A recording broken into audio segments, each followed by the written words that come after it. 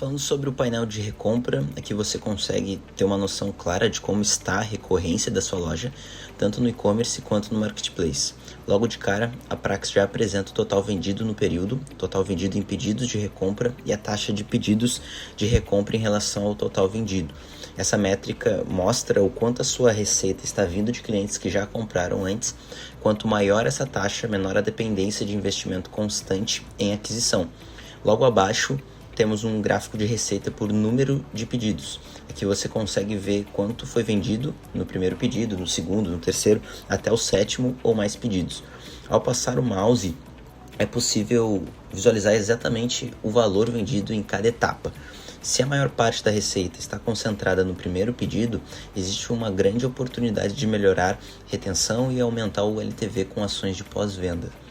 Descendo um pouco mais, temos a visão de quantidade de pedidos no período filtrado, que você vê quantos pedidos totais foram feitos e quantos desses pedidos foram pedidos de recompra, além da taxa de recompra em relação ao total de pedidos. Uma taxa baixa de pedidos de recompra pode indicar a falta de comunicação pós-venda, ausência de remarketing ou produtos com baixa recorrência. Na sequência, temos um gráfico que mostra quanto do que foi vendido veio de recompra versus compra inicial. Assim como no gráfico anterior, ao passar o mouse você consegue ver o comportamento do primeiro pedido até o sétimo ou mais pedidos.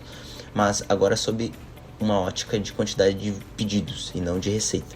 Então comparar a receita e quantidade de pedidos ajuda a entender se a recompra acontece com um ticket menor ou maior do que a primeira compra.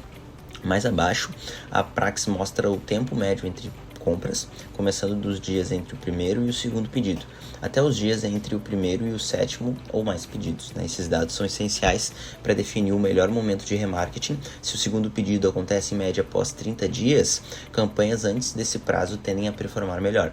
Então, seguindo, temos um gráfico que compara quanto foi vendido por número de pedido em relação ao total vendido. Ao passar o mouse, você consegue ver exatamente quanto cada etapa representa. Por exemplo, o primeiro pedido com 41 mil, enquanto o sétimo ou mais pedidos somam cerca de 3 mil. Mesmo que os pedidos mais avançados representem menos volume, eles geralmente têm maior margem e menor custo de aquisição. E agora, entrando na visão de recompra por clientes, aqui mostramos o total de clientes no período, quantos desses clientes realizaram recompra e a taxa de clientes com recompra. Então, no exemplo, temos 68 clientes, sendo 42 com recompra, que representa uma taxa de 38%. Essa métrica mostra quanto sua base está saudável. Quanto maior a taxa de clientes com recompra, maior tende a ser o LTV da loja. Então, ainda nessa visão, a Praxis mostra quantas vezes, em média, um cliente compra ao longo da vida, que neste caso é 1,91 compras por cliente, e aumentar esse número em poucas décimas para gerar impacto direto no faturamento sem necessidade de aumentar tráfego. Então, por fim, temos o ticket médio por número de pedido. Aqui você consegue ver como o ticket evolui ao longo da jornada do cliente. Por exemplo, 624 no primeiro pedido, 589 no segundo e um aumento significativo a partir do quinto pedido, chegando a valores próximos de R$1.000. Então, quando o ticket cresce nas compras recorrentes, isso mostra confiança na marca e abre espaço para estratégias de upsell, cross-sell e kits de maior valor. Agora entrando na próxima aba de recompra, que é LTV versus CAC, aqui a gente analisa uma das relações mais importantes do e-commerce, que é a relação entre o LTV e o CAC. Logo de cara, a Praxis já apresenta o Lifetime Value, o CAC, a relação entre eles, que neste caso está em 7,03, além da frequência de compra e a quantidade de novos clientes. Uma relação LTV versus CAC acima de 3 já é considerada saudável.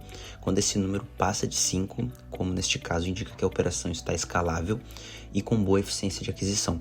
Logo abaixo temos um gráfico que mostra a evolução do LTV ao longo do tempo. Esse gráfico ajuda a entender se o valor gerado pelos clientes está crescendo ou diminuindo conforme a loja amadurece. Se o LTV cresce ao longo do tempo, significa que as estratégias de retenção, recompra e relacionamento estão funcionando. Na sequência, temos o gráfico de novos clientes ao longo do tempo, que mostra o ritmo de aquisição da loja. Analisar novos clientes junto com o LTV é essencial. Crescer só em novos clientes, sem aumento de LTV, pode gerar crescimento sem lucro. E mais abaixo, Praxis mostra um gráfico de CAC versus CPA ao longo do tempo, permitindo entender como o custo de aquisição evolui em relação ao custo por pedido. Se o CAC sobe mais rápido que o LTV, a operação começa a perder eficiência. Esse gráfico ajuda a agir antes que isso aconteça. E por fim, temos o gráfico de taxa de retenção de clientes por números de pedidos, que você consegue ver quantos clientes seguem comprando após o primeiro, o segundo, o terceiro pedido e assim por diante. Esse gráfico deixa claro onde a maior parte dos clientes abandona a base. Saber esse ponto permite criar ações específicas para aumentar a retenção e, consequentemente, elevar o LTV.